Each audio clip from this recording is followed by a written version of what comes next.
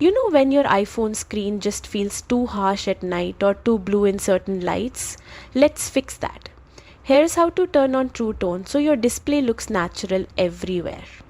Step 1. Alright, grab your iPhone and open settings. That grey icon with the gears. Yeah, that one we all forget about sometimes. Step 2. Scroll down a bit and tap display and brightness. This is where all the screen magic happens. Step 3 now, look for True Tone. Go ahead and toggle that switch on. You'll actually see your screen subtly shift to match the lighting around you. Kinda cool, right? True Tone helps your screen look more natural. So whether you're chilling at home or out in bright sunlight, your eyes won't feel strained. To wrap up. And that's it. Super easy. Give it a try and see the difference for yourself. Follow for more small iPhone tweaks that make a big impact.